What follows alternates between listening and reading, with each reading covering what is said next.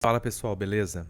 Novamente aqui com uma resenha para vocês. Se vocês perceberem, eu estou num cenário bem diferente, né? Porque eu estou no meu habitat natural. Enfim, brincadeira.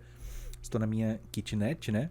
Que eu passo a maior parte do tempo por conta do trabalho e tudo mais. Que eu moro em outra cidade, né? Em relação à minha família, mas isso não atrapalha. Se vocês perceberem aqui, né, a nossa intimidade, vocês estão vendo um pedaço do meu colchão, mas relevem, relevem, porque é o que nós temos para hoje. Tá, entendeu? Tá, tá, tá, tá, tá, tá. Enfim, piadas à parte, brincadeiras à parte. Eu estive pensando muito seriamente qual resenha seria a próxima que eu iria publicar aqui para vocês. Pensei bastante. E sempre quando eu penso literatura, eu penso como a literatura ela pode influenciar nas nossas vidas. Como a literatura pode levar o leitor a uma reflexão. Por mais que essa não seja a proposta do autor do livro, por exemplo. Ele escreve uma história, mas ele não escreve a história ali com uma pegada militante, por exemplo. Mas isso às vezes acontece, né? Por exemplo, se a gente pega, por exemplo, um conto do Kafka, né? Uma novela ali do Kafka, né? Na colônia penal, por exemplo, dá pra gente fazer várias reflexões sociais que acontecem nos dias atuais. Metamorfose, por exemplo, a gente pode falar sobre questões psicológicas, né? Inclusive, tem eu quero fazer uma resenha com um sonho que eu tive que vai ficar bem interessante, mas enfim.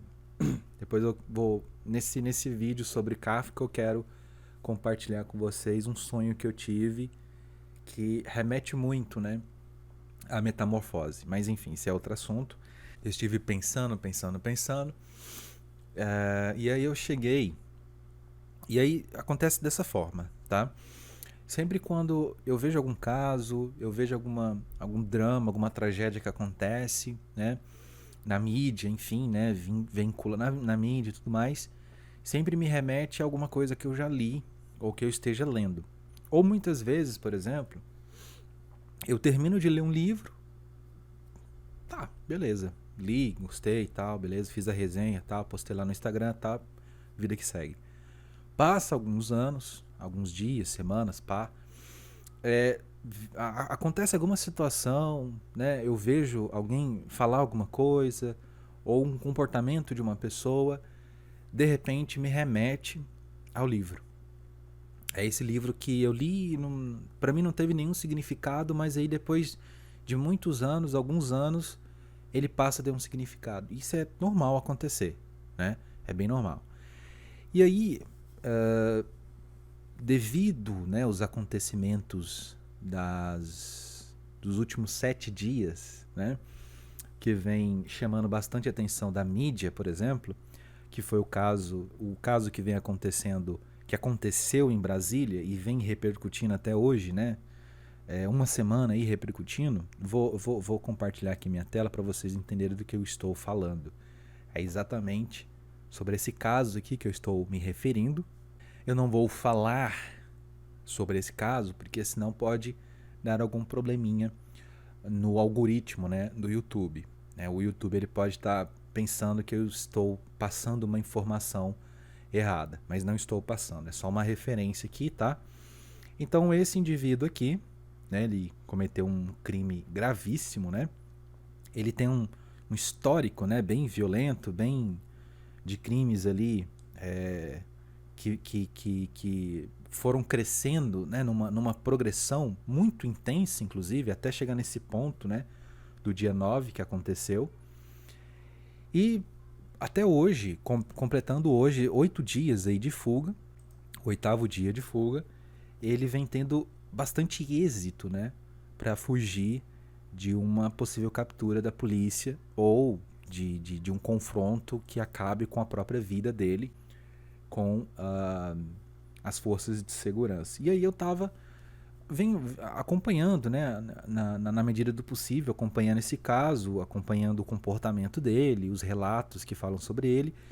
E aí na segunda-feira veio uma publicação do jornal Metrópolis falando sobre o passado dele na Bahia, que ele tem ligações com bruxaria. E aí a notícia é tão mal construída, tão preparada, a pessoa que faz ali a matéria, que coloca assim, a chamada é essa, né? Bruxaria. Suspeito de cometer o tal crime, tem envolvimento com o ocultismo. A pessoa coloca bruxaria e ocultismo, mas peraí, calma. Uma coisa diferente da outra, entende? Quem é especializado, quem estuda, né, esses dois assuntos, que não é o meu caso, eu sou só um leitor, um entusiasta, né, sobre religiões e religiosidades. Já li algumas coisas, já estou querendo me aprofundar mais sobre esses assuntos, né, vincular ali o ocultismo com criminologia. E isso vale muito a pena, né, porque tem pouca especialização nessa área, inclusive. Mas enfim, isso é outro assunto. E aí, levando em consideração os últimos eventos dos últimos dias, eu lembrei principalmente quando começaram a fazer essa relação dele com juntando, né, bruxaria, ocultismo e não sei o que, e pá, e é satanista. Sempre funila pro satanismo, né? Ah, você joga bolinha de gude, que é preta, laranja, amarela, é satanista. Então, isso é muito... eu vejo isso há muitos anos, né? A mídia brasileira, e a mídia de modo geral, ela tem esse defeito, né? De tentar acompanhar os fatos na mesma velocidade e não tomar muito cuidado com a forma que lança essas notícias. Lança de qualquer forma, se gostou, se gostou, gostou, se não gostou, né? Tô nem aí, eu tô ganhando com isso. E isso sempre me incomodou, sabe? Sempre me incomodou essa forma, sabe, irresponsável, né, que a mídia vincula esses casos quando vem à tona, tá? E aí, por isso, eu lembrei desse livro de 2018 do Stephen King. Eu acredito que todos vocês conheçam, né? Stephen King, Outsider. Então, esse livro aqui, inclusive, não sei se foi 2020 ou se foi no final de 2019 para 2020. Foi adaptado para série pela HBO, né? Eu não terminei de assistir, vou ser bem franco. Teve uma personagem ali, uma personagem feminina, que eu não gostei muito da forma como eles adaptaram ela na série. Do que se trata esse livro? Vou deixar ele bem aqui sim. Basicamente é o seguinte: ocorre um crime numa típica cidadezinha do interior dos Estados Unidos. Um crime contra uma criança, inclusive. Tudo indica um crime com motivações sexuais, porque ele dá, né, bastante descrições aqui de como que o corpo é encontrado, inclusive. E aí, no primeiro momento, todas as provas e todas as testemunhas levam a crer que o principal suspeito e o autor desse crime é um professor da escola. Professor ali, né, da cidadezinha pequena, que todo mundo se conhece, tudo mais, aquela coisa clichê. E aí tudo indica que o professor da escola, o professor de inglês e o treinador de beisebol da escola, exemplo, né, a família exemplar e tudo mais, ele é o principal suspeito do crime. E aí a polícia vai lá e prende ele em público, né? Faz todo um show ali pra prender o cara e tal. E muito... Tem uma... A polícia, nesse sentido aqui, né? O investigador principal, ele é motivado muito por uma questão pessoal, né? Porque o cara que é preso era professor do próprio filho dele, então tem toda uma questão pessoal, né? Emocional também. Então, isso vai dando, né, o tom da narrativa, que é muito bem escrita, inclusive, tá? Então é isso. Você tem um crime, e aí, de acordo com as testemunhas, tudo indica que esse professor ele é o autor do crime. Vai lá, prende ele, coloca na prisão, e aí começa, sabe, a desandar tudo. Né? Uma tragédia acontece, depois outra tragédia. Primeiro acontece uma tragédia envolvendo, né, esse suspeito, esse professor. Depois acontece uma outra tragédia envolvendo a família da criança que foi morta, né? Acontece também uma tragédia com essa família. E aí as coisas vão desandando. E é muito bem escrito, né? O Stephen King, ele sabe muito bem fazer um drama, uma tragédia, muito bem. Bem como sabe muito bem construir os personagens, né? A trama, assim, é muito... eu vou falar uma coisa meio clichê, mas é muito envolvente a leitura, né? Você tá lendo, você não quer parar de ler, tá? Então, por conta disso, vale muito a leitura do livro. E aí, por que esse livro me lembrou esse caso aqui me lembrou do livro do Stephen King? Porque, veja bem, nós temos um livro que aparentemente todo o processo da investigação é bem próximo da realidade, o que acontece aqui no livro, né? Os procedimentos de investigação, a forma como o principal investigador ele vai assumindo ali, né, algumas responsabilidades, a forma como ele vai se envolvendo muito pessoalmente no caso, os equívocos dele, também do promotor do caso, remetem muito a uma investigação real, sabe? Por quê? Porque se a gente for pegar, por exemplo, um caso esses casos que chamam muito atenção, que tem uma repercussão muito grande no país e fora, por exemplo, né? Acaba que existe uma pressão política em cima da polícia de resolver logo o caso, de achar logo, né, os culpados e ir para o julgamento, enfim, né, condenar logo, encontrar, né, um culpado, que acaba que essa pressão, né, pelo autor do crime ou pelos autores dos crimes, na maioria dos casos, tá, acaba produzindo bodes expiatórios, né? E então, por isso que é muito próximo da realidade. Então ele mostra que uma investigação policial com vários erros, né, de procedimento, né, procedimento da investigação, alguns equívocos por parte da polícia, uma falta de atenção para alguns pontos, enfim. E isso remete muito à nossa realidade aqui no Brasil. Casos quando repercutem, esses casos que são muito grandes, que chamam a atenção e acabam envolvendo esses elementos midiáticos, como um crime aconteceu para se realizar um assassinato, né? Desmatar uma pessoa para utilizar o sangue da pessoa num ritual de magia negra. Então, quando tem esse tipo de caso, né? Como agora saiu a série na Globoplay, né, do caso Evandro, que foi reinvestigado, vamos dizer assim, né, pelo Ivan Mizanzuki. Ele fez o podcast, depois, né, adaptou isso para um documentário e segunda-feira agora lançaram, né, o livro, inclusive, vou trazer depois também para vocês. Tem que chegar, né? Então, assim, ele faz um apanhado geral do caso Evandro, que rola também a questão do Satanic Panic, né? O Satanic Panic também é um elemento muito importante que esse fenômeno surge ali na década de 80, né, nos Estados Unidos, em meio a vários casos, né, que surgem ali, quando envolve, por exemplo, o desaparecimento de crianças. As crianças desapareceram, como no caso do Evandro, por exemplo, né? A criança desapareceu porque foi raptada por um grupo, uma seita satânica, para fazer um ritual e não sei o que, e papapá.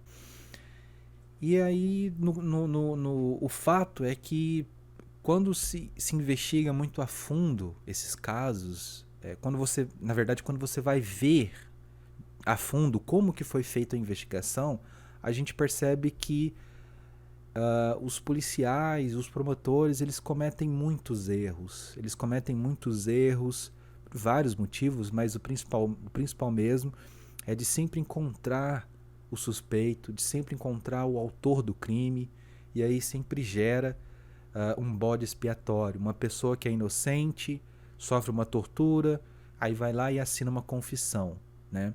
Ou, por exemplo, aquele caso que aconteceu no Central Park na década de 90, daqueles jovens negros, né, que estavam brincando, estavam passeando pelo Central Park e simplesmente uma mulher acusou eles de tentativa de estupro, né?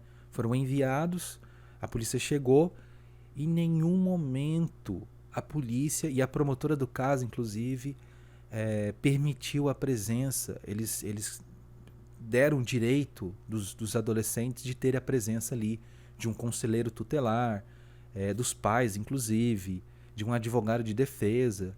Nada, como se fosse uma inquisição, sabe? Completamente fora, completamente irregular esse tipo de procedimento, né? Então, o que acontece muito na fase policial é muito esses equívocos, né? E aí, voltando novamente para o livro, né? Acontece muito esses equívocos durante a investigação, né?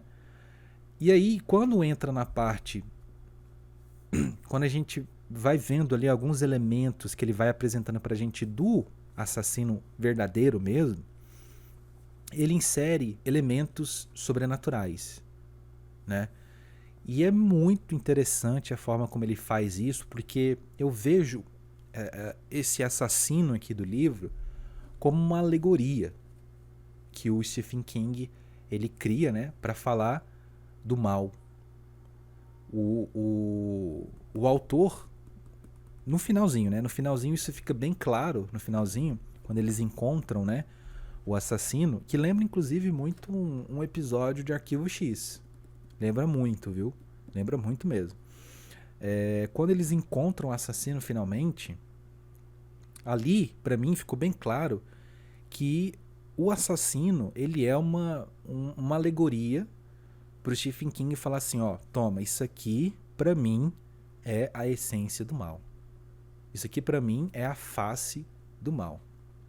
O mal puro. Isso daqui não é humano, isso aqui é o mal.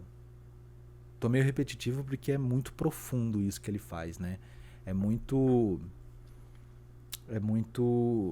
Em nenhum momento ele tenta, inclusive, por exemplo, falando sobre essa questão que esse personagem que é o assassino real, ele em nenhum momento ele se esforça para humanizar esse personagem, em nenhum momento.